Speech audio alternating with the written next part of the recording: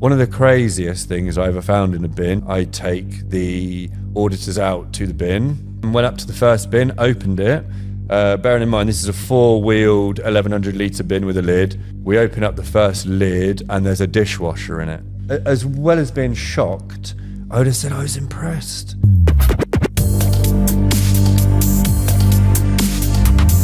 Welcome to What a Waste, the podcast that protects you from the fines, failures and fallout of poor waste management and gives you clear, simple steps to stay safe, compliant and comfortable. We're here in the warehouse of a secure facility of environmental solutions. You check your bank statement, you see a change of subscription you cancelled months ago. It's annoying, right? Now imagine that charge is thousands of pounds. It happens every month and it's hidden inside an invoice you pay without thinking. We're talking about paying to empty bins that are half full of fresh air. We're talking about contamination fines that triple your bill because of one lazy employee. Today, we stop the leak and we start saving money. I'm Darren Draper and I'm joined by Gareth Ward. If there is one thing that Gareth winces at, it is seeing businesses waste their money. With 2 decades in waste solutions, he has watched companies overspend by thousands simply because they didn't understand the complex language of a waste invoice.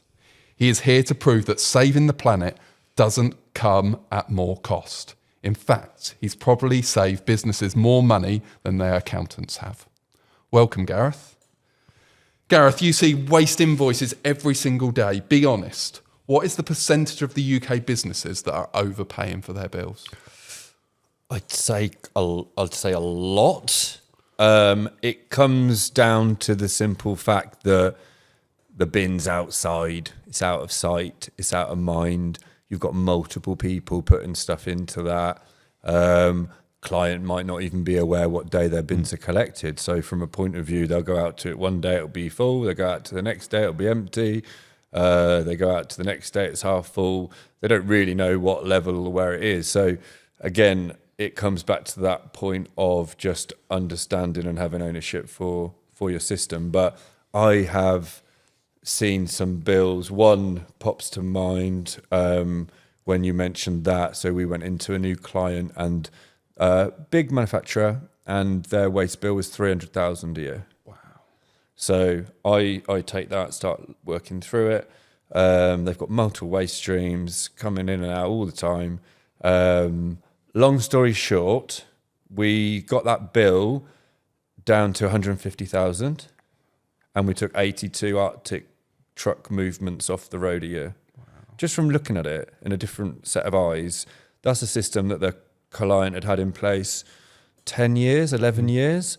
It had worked, so there was no issue. The motivation of the client to come and talk to us, I believe, was cost motivated, and it probably took me about 2 days analysing some invoices, analysing their outputs, looking at the processes they use to store their waste, stockpile it, and how it was then leaving. And then you can come back with those sort of results. That's an extreme one. But, you know, if I go into a company now and they're spending 300 grand a year on waste, and I said to them, I can get your waste bill in half, they probably wouldn't believe us. Now, I'm not saying I can do that every time, but there is definitely 100% companies out there, and it really just comes down to not testing the market, not seeing what else is out there. Technology moves, legislations change. Definitely waste management is something to a degree. They at least want to be reviewing it every 1 to, at the most, every 3 years. They want to be looking at it just to keep up with legislation and see what's the best offering for them. So these aren't just fixed bills anymore. These should be challenged, a bit like we'd challenge our electric and gas bill. And what you're saying there is it's not just better for you as a business because it's cheaper, but it can be better for the environment as well with less routes. Yeah, I mean, if you're waiting or you're noticing there's an issue with your waste management system through your invoices, then there's a trick been missed somewhere. You got to come back from that point. I would be concerned if a client of ours had an invoice from us and didn't understand what it was about or what it was for or what the cost was. So that is a red flag for me. Again, all just comes back to understanding it, taking ownership, talking to your waste contractor, understanding what they can do, and you'll get a feeling very quickly if they're willing to help or change, or whether that is what you've got is what they can offer, and you like it and you lump it. Yeah. Okay, let's talk more about those invoices. At times they're so confusing. We see things such as surcharges, weight adjustment, gate fees. What should we expect to see on a waste invoice? If the system is set up correctly, you should pretty much have an even bill every month. What that even bill means is that you've got the correct number of bins on site, you've got the correct frequency of collections in place, and you've got the correct bins. So you've got a general waste bin, a cardboard recycling bin, a glass bin, a food bin. The goal being for full efficiencies is those bins are as close to full as possible when the collection frequency comes round. That obviously then correlates to an even invoice. And then where you may have some fluctuations on the invoices, excess weight charges. So the cost to dispose of general waste has increased, and it will continue to increase year on year on year because the government doesn't want you to produce it. So the reality is you got to keep up with that.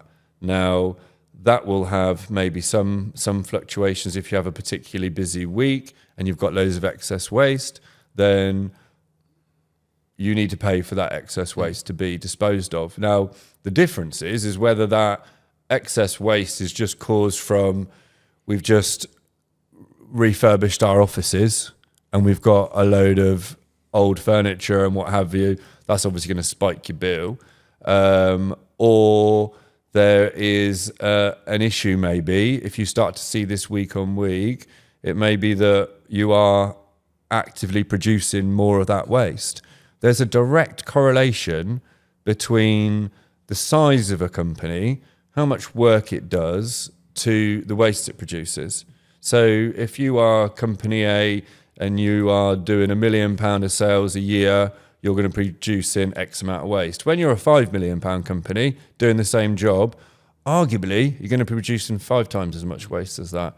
So you're going to see natural curves, and that will work the other way. So if you lose a contract and that contract was, as a result of it, producing a lot of waste, then that's going to reduce. So you need to be able to have a waste management partner that can react with you like that, either increase your services or similarly decrease your services. The goal for any waste management company should be, and is for us, is to provide sustainability for our contracts. So you put a contract in place, if the company can't afford it and it's going to cost too much money, then it won't be sustainable and it's going to fall over and it's not going to work. So you've got to find that even ground with it. And that really does come down to making sure you've got the right number of bins, the right type of bins, and they're on the right frequency and everyone knows what to put in them. And the right number of bins is really crucial, isn't it? Because I spoke at the start about paying for fresh air. Yes. So if I've only got half a bin full, am I paying for a full bin? Yeah. Okay. Yeah, you are. Obviously, from the point of view of running trucks, we need to make sure that those trucks have enough capacity within them to collect, the argument's sake, 200 bins that we have on that list today. So if we were to visit you and we are assuming you've only got a quarter of a full bin and then you end up having a full bin and we can't get that full bin on that truck, that's our fault. So similarly, we always have to visit our clients with the capacity to remove. If they've got 8 bins, we need to have that capacity for 8 bins. If they empty 5, we still have the capacity for the other 3. Yeah. The goal is to be able to clear that site on every collection. So that's how we do it. Now, if there is a common trend and it's half bin full every time, we will log that on every collection. and then we'll review that on a weekly basis, and we'll see which bins, and we'll have a percentage grade on each bin. So we wouldn't react straight away on the first week. Oh, you could have had some holidays, waste production might go down a little bit, Easter holidays, whichever. But week 2, week 3, week 4, maybe 4 weeks of something, if we haven't heard from the client directly, we can offer that to them. And that might be the case if that bin's currently collected on a weekly basis. We change it to a 2 weekly basis, cuts their bill in half, the bin's now full, and the client's happy. So if you want to learn more about your invoices, you've heard some stuff maybe for the first time, visit eswm.org.uk/waterwaste, where you can learn more about the webinars that are created at Environmental Solutions. So let's look at something else that people talk about a lot in waste collection, and that's contamination. Yeah. How can that affect people's bills? Contamination basically means that waste has gone into a specific bin that is not designed to take it, or is a waste that is restricted and needs to go into a specific type of bin or container. Contamination will do one or two things. So if we are talking about recycling and contamination within that recycling, then the contamination would be non-recyclables getting mixed in with the recyclables, so making the job of subsequent segregation and recycling more difficult. And there's cost involved in that. So you have to remember, when we're collecting a bin from a client, there is 200 bins on the truck, all of them clean. We then put a couple of bins on that are contaminated. You potentially got an issue with the load, depending on what that contamination is. So the other side of it is contamination with like a hazardous material. So that's like a different level and a different league. So in that instance, in the non-haz instance, non-hazardous contamination in a bin, one or two options. We either, in all cases, we'd inform the client, give them the option to decontaminate the bin, i.e. empty it out, take out the contamination, or we provide the service where we would come with an empty bin, drop it off, take the contaminated bin away and sort it for them.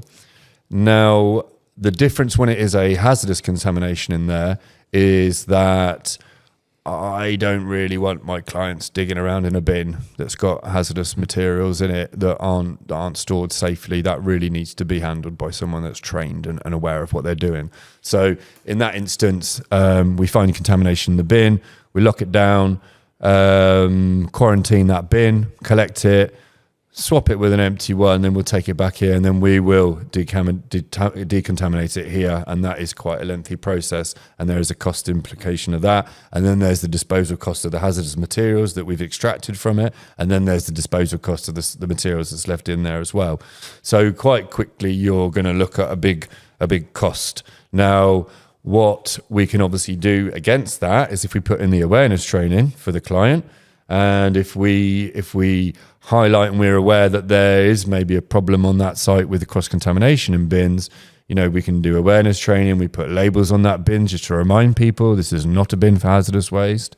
And then we advise the client, or we put in a system where we'd audit that bin for the next few weeks. If that bin was then highlighted as a potential danger point, then that's what we'll do, and we'll relay back on the client for that. Yeah, and it's pushing that responsibility out to everyone. It's creating that culture at learning, because it is confusing, isn't it? That you got a milk bottle, some of it can be recycled, some of it can't. You got some coffee cups that can, some that can't. And normally it's not from bad intention and laziness. Sometimes it's just through the confusion of it. Yeah, absolutely. I'm no argument that people will be feeling confused with it. I see it on a daily basis when I'm talking to clients, and bearing in mind I'm talking to the contact side of the company that is probably the most versed in environmental legislation.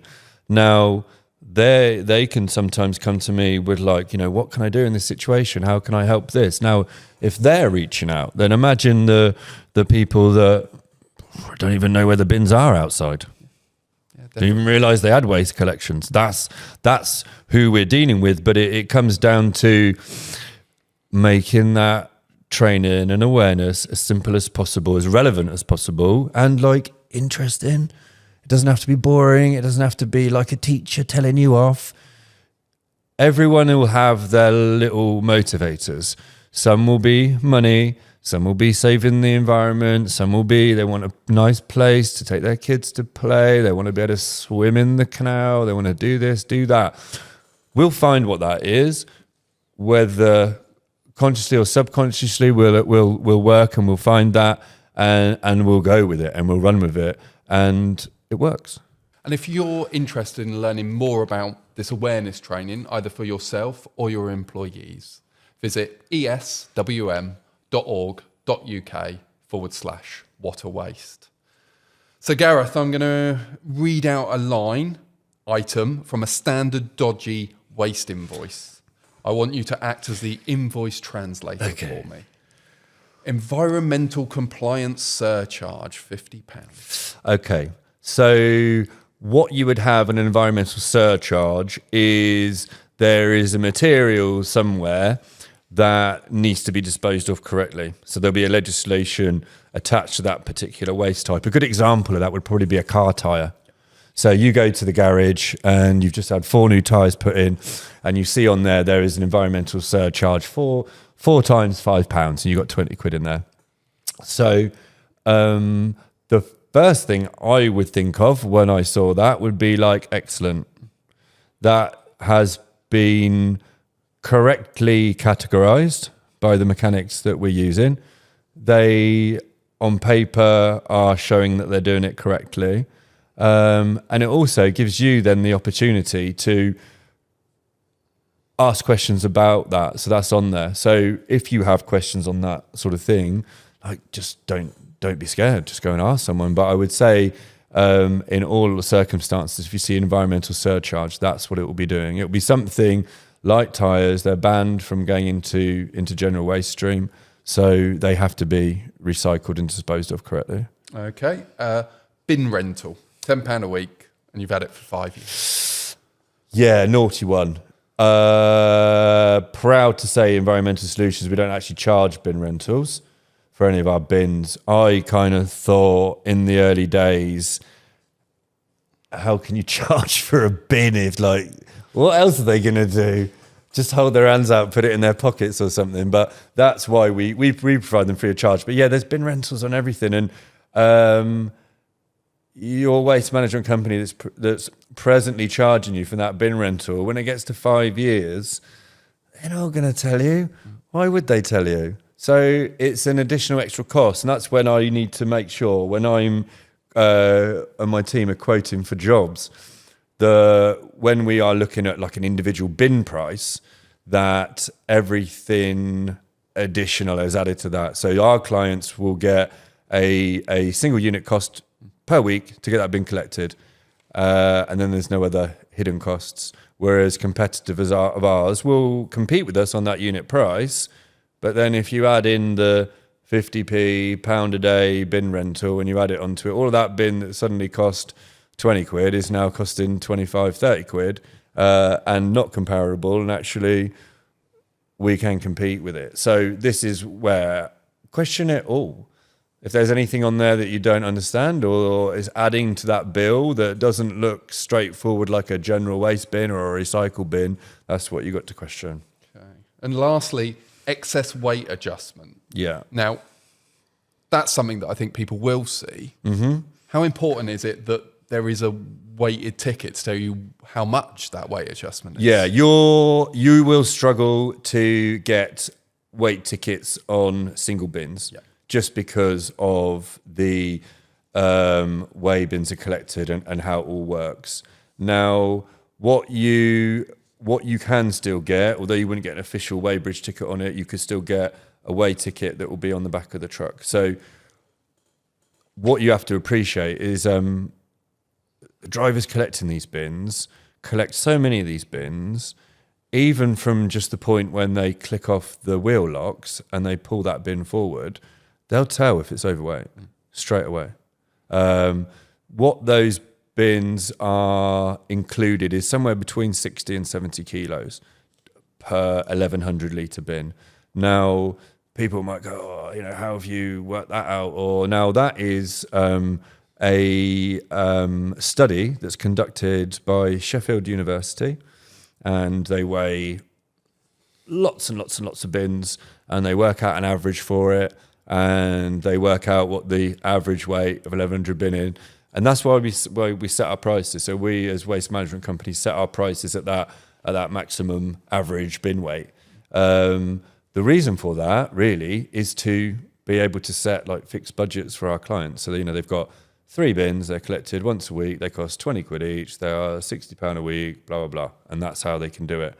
I guess the realities are, if those bins are too heavy, go back enough years and that would have been quite normal. There's only a few perpetrators that cause excess weight. Now, those things are food, takes up 20% of the volume of a bin, but accounts for 80% of the weight. That is tried and tested equation that's worked on all my waste minimisation audits at every client across every industry. That's standard. Crazy how it works out like that, but that is standard. So if a bin is very heavy, then one of the first things would be there's food waste in it. Now, with the simpler recycling rules coming out this year, food is now banned from going into general waste. So inadvertently, that's the government helping clients, because that would have been an element where you got your excess weight charge. The next thing would be things like rubble or soil or liquids, stuff that is the weight of its volume, so to speak. If you looked at a ton of soil, for example, you'd be surprised at how small that is compared to if I laid out a ton of cardboard, for example. So where you've got very compact, dense wastes, that can really rack it up. And there's multiple reasons for the excess weight charges. Ultimately, I don't think waste management companies want to have them. But if you think that the bins that we put in are designed to have a maximum weight that they can put in them, bear in mind those bins then have to be loaded onto a bin lift at the back of a vehicle. If they're particularly heavy and overweight, we could easily break the lift attachments on the bin. So therefore, that's another £350 to go and buy a new bin for the client. And then there is the simple fact that there's probably materials in there. Those 3 materials that I mentioned, or 4 materials, even from a liquid point of view, that would throw you over the weight limit, are all recyclable. And that's the thing. One of the craziest things I ever found in a bin, just incidentally, pre-audit for a big client of ours who was getting their ISO 14001 accreditation. I work between the client and the external auditors. So I will help the client to write the aspects registers, the risk register. I will look at writing their process. Also, they're compliant with 14001. So we bring the external accreditation body to site. We are auditing, I think, 3 sites over the next 3 days. We're at one of their largest sites. And I take the auditors out to the bin. I know these chaps. I've audited and got other buildings accreditation with them, so I know them. Went up to the first bin, opened it. Bearing in mind this is a 4-wheeled 1,100 litre bin with a lid, and we open up the first lid, and there's a dishwasher in it. Now that I as well as being shocked, I would have said I was impressed. Those bins are that high. So to the effort to lift a dishwasher up to that height, to then put it into a bin, to then close the lid in and then walk off like nothing's happened, bearing in mind that car park's under full CCTV, like people do it. So one of the other issues that I would say, if you're talking excess bin charges, would be to make sure no one's putting anything in your bin that isn't you or your company. Check if your bins are in a communal area, if they're on a walkthrough into town, for example, and you've got people walking past and just depositing whatever they want into it. look after your bins is what I'd say. If you're concerned of cost, 100%. So we've talked about the problem, environmental solutions. Isn't your zero landfill policy a premium service? Is it just wasted money? No, it's the absolute reaction to a problem that needed to be solved, 100%. When you're talking about landfills, you're going back to like Victorian times. It didn't become a problem until it became a problem. We had big holes, we filled it. We didn't know that under those holes was our water tables. We didn't realise that we had to seal the bottom of those landfill sites before we started putting waste in it. We didn't realise that we'd get something called light shit start to build up at the bottom of it that's a particularly toxic chemical. We didn't realise that it would just naturally start to produce methane that would pop out the top of it, that would then tie into like greenhouse gases and what have you. But we know now, and I don't think there's really an excuse to use them. We talk about landfills and they're really bad. I mean, there is waste that I would recommend that does go back into landfill. So asbestos, for example. Asbestos comes from the ground. So why don't you put it back where it came from? The dangers associated with storing it and processing it, I would say outweighs it, but you can make solid, secure landfills that contain that waste that will keep it safe. And similarly, inert materials can go back into the ground. What can't go into the ground is what I would say a lot of the new chemicals. We've got issues at the moment with persistent organic pollutants. That is a chemical that's used or was used in plastic manufacturing. If you like it, it's the asbestos of the plastic world, and it's used in electronics. Again, it's a heat retardant, but the danger is that if we continue to recycle that particular type of plastic, those persistent organic pollutants are going to keep reappearing in the new plastic that we produce. So what do we do in that instance? Plastic has a good calorific value, burns off well. If we can burn it off in a high temperature incineration and make sure none of those persistent organic pollutants actually escape the environment, we can burn them off, then that to me looks like a good solution to end that POPs in plastic. If you're interested in finding out more about environmental solutions, more transparent bills, while looking after the environment, visit eswm.org.uk/water waste, where you'll find more information about webinars, awareness training, and free site visits. So Gareth, let's leave everyone with 3 quick steps that they can make to maybe cut the costs of their waste solution. Mm-hmm. Okay. Number 1, look at your bill and compare it to your service contract. So your original service contract that you signed, does that correlate with the current invoices that you're getting? Any discrepancies on there, that should be what you mark, and that's what you bring up with your account manager when you see them. Understand what the so-called hidden charges are and could be, and how to avoid them. Your waste contractor should be forthcoming with that.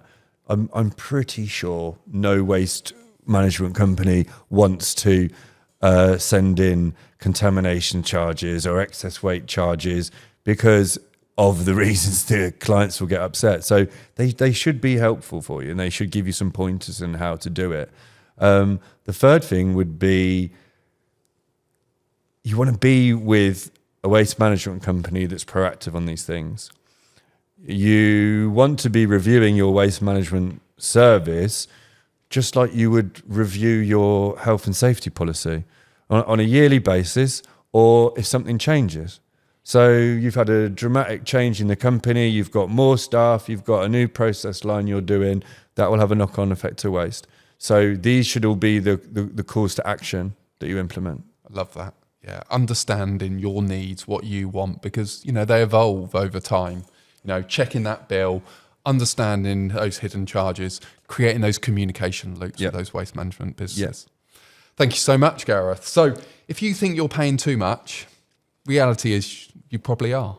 So do those 3 steps, because that can start to make a difference. If you want to understand more about environmental solutions and what they offer, please visit eswm.org.uk/water waste. And thank you for joining us.